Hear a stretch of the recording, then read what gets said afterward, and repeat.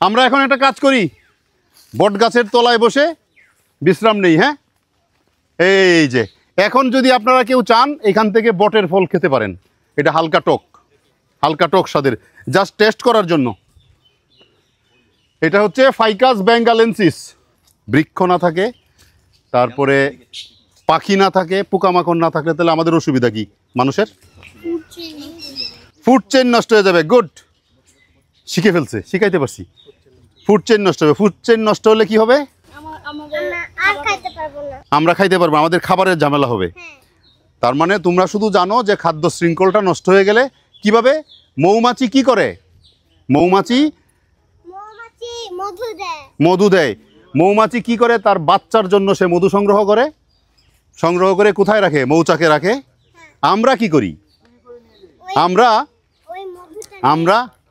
আমরা নির্লজ্জের মতো মৌমাছির বাচ্চাদের মধুটা আমরা খেয়ে ফেলি। কিন্তু মৌমাছি কি করছে আমাদের?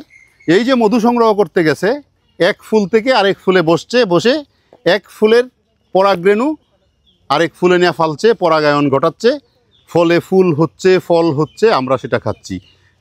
এই যে খাচ্ছি, মৌমাছি আমাদের হেল্প করছে। আবার মৌমাছি তার বাচ্চার জন্য এখান থেকে একটু খাবার নিয়ে গেছে, সেটার মধ্যে আমরা ভাগ বসাচ্ছি। আমরা মানুষরা কত কৃতজ্ঞ। মৌমাছিটাও মেরে ফেলছি, মধুটাও খেয়ে ফেলছি।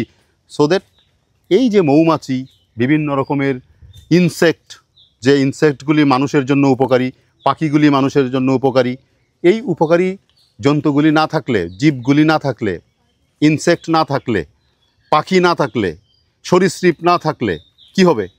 আমাদের জন্য খুব খারাপ হবে। পৃথিবীটা আমাদের আর সবুজ থাকবে না। যার জন্য ফুড সাইকেল মানব কল্যাণে, মানুষের জন্য, বন্যপ্রাণীদের জন্য খুবই গুরুত্বপূর্ণ। প্রত্যেকটা কম্পোনেন্ট, পৃথিবীতে সৃষ্ট প্রত্যেকটা জীব, একটা সাপও আমার জন্য গুরুত্বপূর্ণ। আমি পাইলেই একটা সাপকে আমি মেরে ফেলবো না। সাপকে তার মতো চলে যেতে দাও, ওর মতোও থাকুক, প্রকৃতিতেও থাকুক। ও তোমাকে, সাপ কি? ঈগল পাখির খাবার।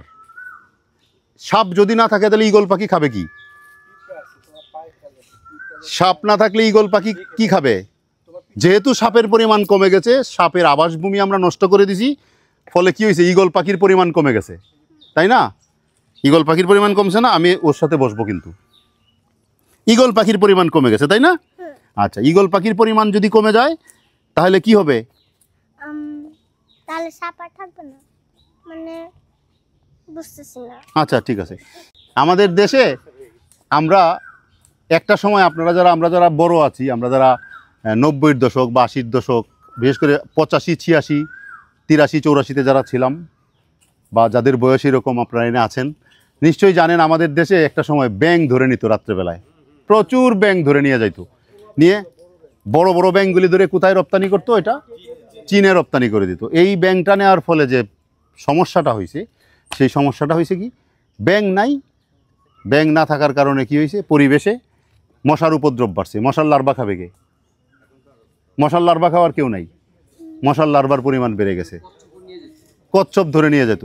সো দ্যাট কোনো জায়গা থেকে যদি এখনও আমরা দেখি যে কোথাও কচ্ছপ ধরে নিয়ে যাচ্ছে, করছে, আমরা এগুলা বাধা দেব, প্রোটেকশন দেব, আমাদের প্রয়োজনে প্রোটেকশন দেব। ঠিক? গুড। এই যে গুড। তো আমরা এখন এই কাজটা করব। আর হচ্ছে বিশেষ করে পরিবেশে আমরা যখন যাব, কোথাও গেলে আমরা যখন দেখব যে একটা চমৎকার পরিবেশ, সেখানের উদ্ভিদরাজিগুলিকে আনটাচড অবস্থায় টিকিয়ে রাখতে চেষ্টা করব। আর আমরা যারা বড় আছি তাদের কাছে একটা রিকোয়েস্ট থাকবে, সেটা হলো যে উদ্ভিদ এবং বৃক্ষ আমরা যে রোপণ করি, বর্ষাকাল সামনে আসছে, বর্ষাকাল এলেই আমরা বৃক্ষরোপণের জন্য তটস্থ হয়ে উঠি, কিন্তু সারা বছর কোনো খোঁজ থাকে না। আমরা বৃক্ষরোপণ করব, আগে থেকে প্ল্যান করে রোপণ করব, এবং বৃক্ষরোপণ করার সময় একটা জিনিস খুব ভালোভাবে মাথায় রাখার চেষ্টা করব, দেশি উদ্ভিদ রোপণ করব। কেন দেশি উদ্ভিদ রোপণ করব? দেশি উদ্ভিদ দেশি বন্যপ্রাণীর জন্য এদের সাথে রিলেশনটা ভালো হয়। বিদেশি একটা উদ্ভিদের কাছে যে হয় না, ভালো হয় না। সো দ্যাট দেশি উদ্ভিদ রোপণ করব, আমাদের দেশি বন্যপ্রাণীগুলি, দেশি পোকামাকড়গুলি যেন টিকে থাকে, তাহলেই আমাদের পরিবেশটা ভালো থাকবে। আর বিদেশি উদ্ভিদ এনে আমাদের দরকার নেই, আগে আমার দেশিটাকে কালচার করি। এরকম অনেকেই আছি আমরা যে বৃক্ষরোপণ করতেই পারবো না, কোনো সুযোগ নাই আমার। অন্তত তার কাছ থেকে আমরা যেটা চাই, যে একটা বৃক্ষও যেন আপনার দ্বারা ক্ষতিগ্রস্ত না হয়। তাহলে ক্ষতিগ্রস্ত যদি আপনার দ্বারা একটা বৃক্ষও না হয়, তাহলে তো একটা বৃক্ষ তো বেঁচে গেল। সুতরাং আমাদের দেশে বৃক্ষটাকে বাঁচিয়ে রাখতে পারা, ওটাও একটা ফাইট, একটা যুদ্ধ। সো দ্যাট আমরা ওই কাজটা করব। Thank you, thank you, thank you.